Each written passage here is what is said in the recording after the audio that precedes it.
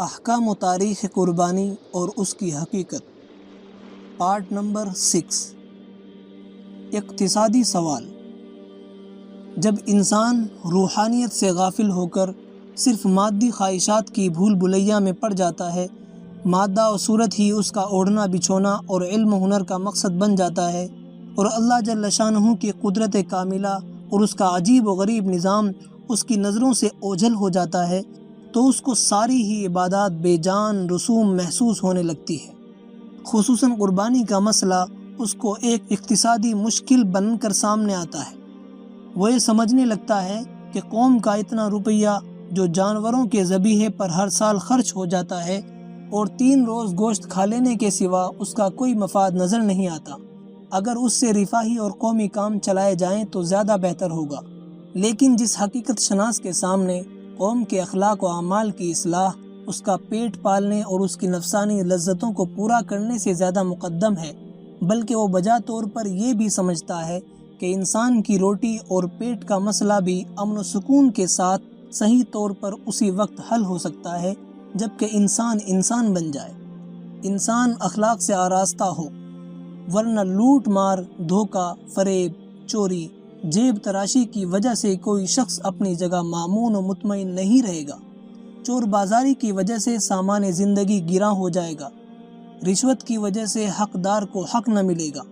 وہ جس طرح قوم کی تعلیم پر خرچ کرنے کو اس کی دوسری ضروریات سے زیادہ اہمیت دے گا،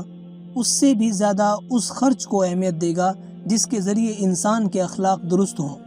اور مشاہدہ و تجربہ شاہد ہے کہ اخلاق و اعمال کی روشنی کے لیے خدا تعالیٰ کے خوف اور اس کی رضا جوئی سے بڑھ کر کوئی کامیاب نسخہ نہیں۔ اللہ تعالیٰ کی اطاعت و فرما برداری کا جذبہ ہی وہ جذبہ ہے جو انسان کو اپنی خلوتوں میں بھی جرائم سے باز رکھتا ہے، اور قربانی اس جذبے کے قوی کرنے میں خاص اثر رکھتی ہے۔ اس لیے قوم کی فلاح و بہبود اس میں نہیں کہ قربانی کو بند کر کے روپیہ بچانے اور جمع کرنے کی نفسانی خواہش کو ہوا دی جائے، بلکہ اس کی حقیقی فلاح اس میں ہے کہ قوم میں جذبہ ایثار و قربانی پیدا کرنے کے لیے اس خرچ کو شوق و محبت کے ساتھ قبول کیا جائے۔ اس حقیقت کو سمجھ لینے سے یہ بات واضح ہو گئی کہ قربانی کا مقصد گوشت کھانا یا کھلانا ہرگز نہیں، بلکہ ایک حکم شرعی کی تعمیل اور سنت ابراہیمی کی یادگار کو تازہ کر کے جذبہ ایثار و قربانی کی تحصیل ہے۔ قرآن کریم نے خود اس حقیقت کو اس طرح واضح فرما دیا ہے، یعنی اللہ کے پاس ان قربانیوں کے گوشت یا خون نہیں پہنچتے، ہاں تمہارا تقویٰ یعنی جذبہ اطاعت پہنچتا ہے۔ مطلب یہ ہے کہ قربانی کا گوشت پوست کوئی مقصد نہیں۔ یہی وجہ ہے کہ پچھلی امتوں کے لیے تو یہ گوشت حلال بھی نہ تھا، اس امت پر خصوصی طور پر حلال کر دیا گیا ہے،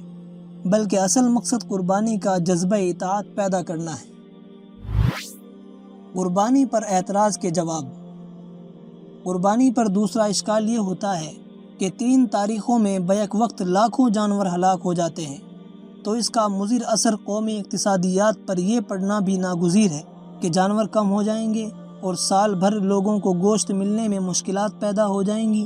لیکن یہ خیالات صرف اس وقت انسان کے ذہن پر مسلط ہوتے ہیں جبکہ وہ خالق کائنات کی قدرت کاملہ اور اس کے نظام محکم کے مشاہدے سے بالکل غافل ہو جائے۔ نظام قدرت پورے عالم میں ہمیشہ سے یہ ہے کہ جب دنیا میں کسی چیز کی ضرورت پڑتی ہے تو اللہ تعالیٰ اس چیز کی پیداوار بڑھا دیتے ہیں، اور جب ضرورت کم ہو جاتی ہے تو پیداوار بھی گھٹ جاتی ہے۔ جیسے کوئی شخص کنویں کے پانی پر رحم کھا کر اس لیے نکالنا چھوڑ دے کہ کہیں ختم نہ ہو جائے، تو اس کے سونت بند ہو جائیں گے اور کنواں پانی نہ دے گا، اور جتنا زیادہ نکالتا چلا جائے گا اتنا ہی کنویں سے پانی زیادہ ملے گا۔ اعداد و شمار کا حساب لگا کر دیکھیں تو پچھلے زمانے میں جتنی قربانی کی جاتی تھی اتنی آج نہیں ہے۔ جس طرح آج تمام احکام دین، نماز روزے میں سستی آ گئی، قربانی کے مسئلے میں اس سے زیادہ سستی برتی جاتی ہے۔ اسلام کے قرون اولیٰ میں قربانی کا عالم یہ تھا کہ ایک آدمی 100 اونٹ کی قربانی کرتا تھا۔ خود رسول کریم صلی اللہ علیہ وسلم نے ایک مرتبہ 100 اونٹ کی قربانی کی، اور 63 کی قربانی کا فریضہ خود اپنے دست مبارک سے انجام دیا۔ قربانی کی اس فراوانی اور زیادتی کے زمانے میں کسی جگہ یہ شکایت نہیں سنی گئی کہ جانور نہیں ملتے یا گراں ملتے ہیں۔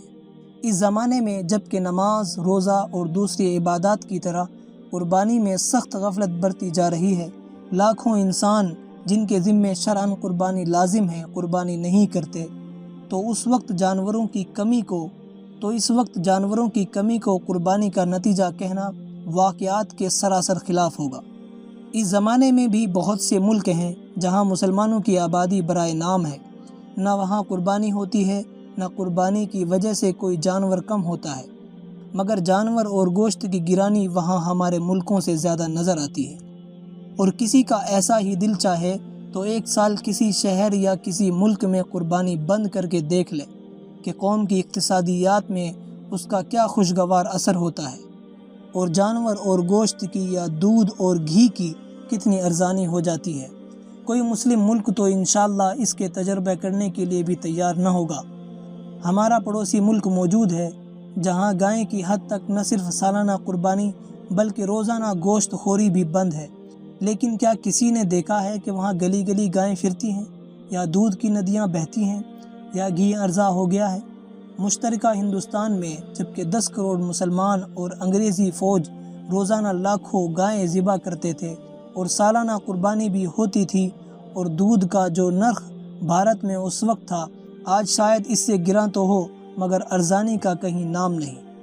اور قدرت کے دستور کے مطابق ہمارا خیال یہ ہے کہ اگر وہاں گائے کا خرچ اسی طرح کم ہوتا چلا گیا تو کچھ عرصے میں وہاں گائے کی پیداوار نہ ہونے کے قریب ہو جائے گی۔ اور کیا یہ مثال سارے جہاں کے سامنے نہیں کہ اب سے 100 سال پہلے سارے سفر گھوڑوں پر طے کیے جاتے تھے،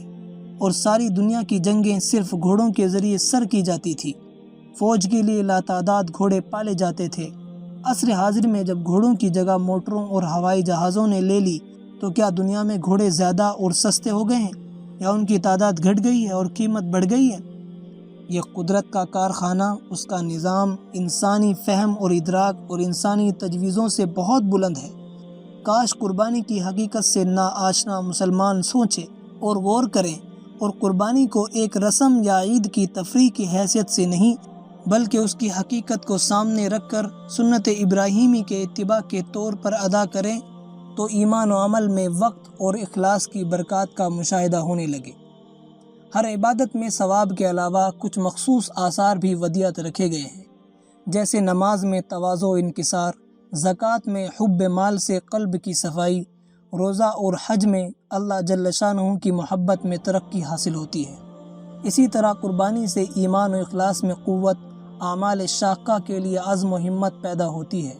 واللہ المستعان۔